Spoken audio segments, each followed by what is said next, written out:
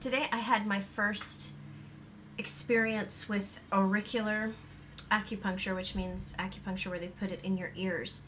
Now, before I show you any close-ups, for anybody who's very, very sensitive about the appearance of little drops of blood associated with small wounds, I mean, we're talking about less than a drop here, but I wanted to warn you before I get my ear right up in the camera where you can see it, that you may see a little bit of dried blood around the not really an incision, around the puncture.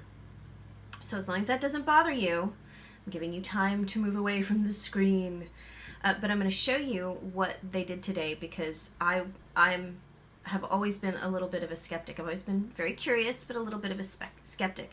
And you may be able to tell by the bags under my eyes and the fact that I'm not sunny and bright. I've been at about a level 8, level 9 pain for the last 48 hours.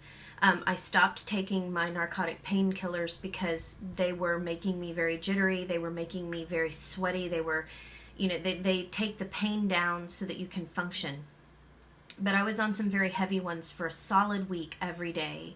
So I had 24/7 narcotic painkiller coverage to pull down my pain, which was at a 9/10, meaning I literally could not.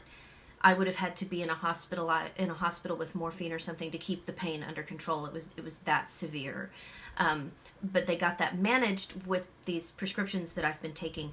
But now that I've taken a course of steroids, the inflammation has gone down a great deal. So without those pain medications now, I can actually stand it, if that makes sense.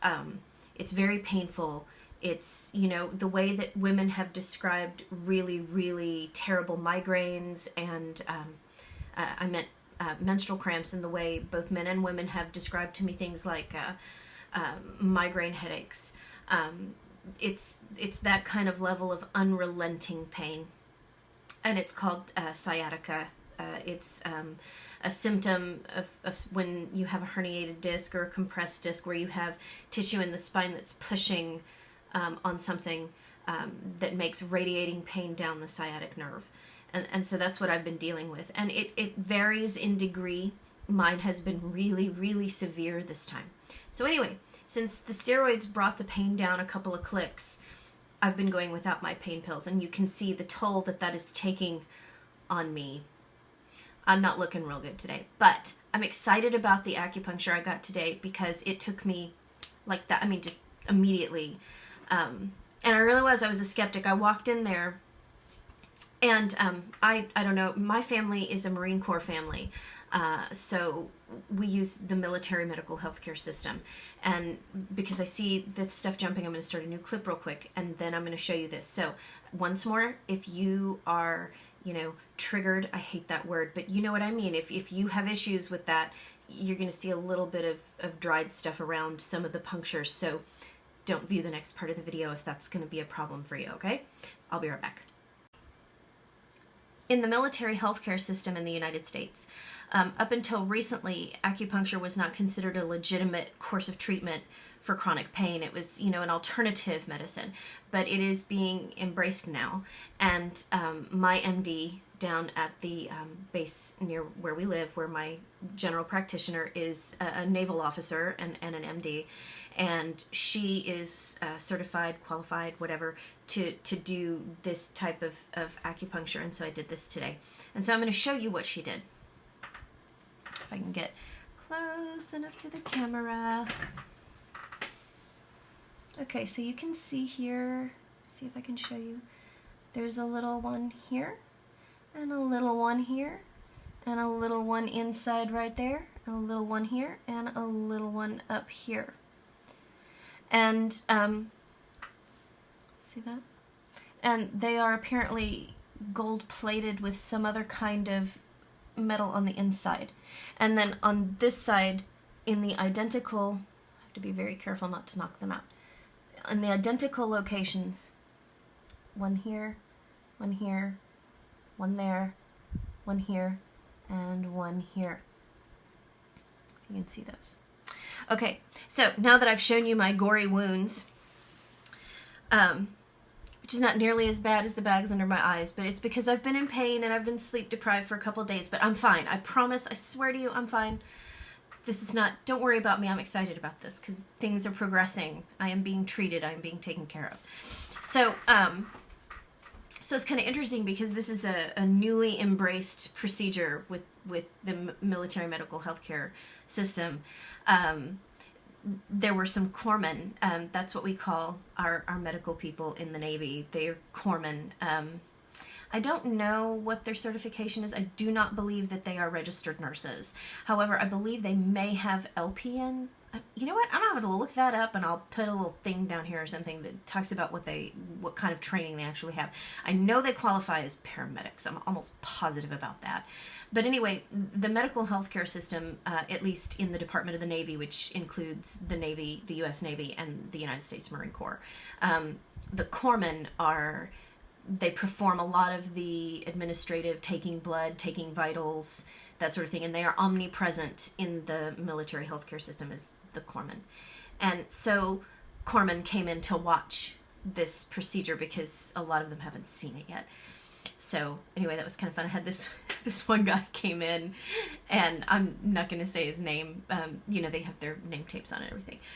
But this guy comes in, and he's this relatively tall, stocky Caucasian guy, and he's all covered in tattoos and everything, and he comes in, and he totally looks like a biker stereotype, but with a Marine Corps haircut kind of guy. And he walks in, and he looks all stern and everything, and it was just it struck me funny that I had trouble not giggling, because he goes over and he puts the hand sanitizer on, and he's doing like this, and he's just kind of looking at me, and he's looking at the doctor, and he looks all nervous in it. So I said, "Hey, Amy Nix, hi." I said, "I see you just put on hand sanitizer, so I won't force you to shake my hand, but I was going to make that man smile if he was going to sit there and watch me get things injected in my ears." So anyway, he did smile.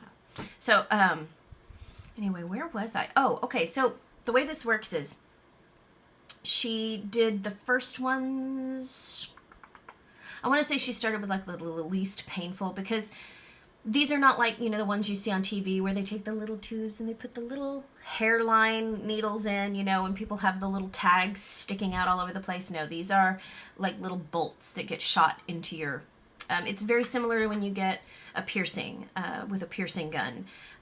They basically just shot this sucker into my ear at the appropriate points. And she started with the least painful ones first. And honestly, they didn't hurt. If people are particularly sensitive to pain in that area, maybe it would have hurt. But they did not hurt me. It was just like a little pinch. It's basically like if somebody took their finger and went like this really hard for a split second. That's basically what it felt like. It was no big deal. And trust me, I honestly didn't even really register it compared to the pain that I was in. Or I'm still in a little bit, but this is cool. So she put in the first set. And what you do is they put the first set in, and then we take a little stroll up and down the corridor outside the exam room. And I'm assuming that has to do with blood flow and that sort of thing. And then we come back in and then put in the second set. Do that again, go up and down the hallway, come back, do the third set, etc. Through all 5 of them. And when she put in the third set, which were the ones up here on the very top, the minute she put the first one in, I mean, the second she put the first one in, the pain right below in my upper right thigh, it just turned off, like a switch turned off, just like that. And I started crying. I don't cry. I hardly ever cry. It's not an impulse that I have very often. I mean, obviously when I'm grieving for something, I cry. I'm a normal person. But I'm not a person who has the outward emotionality.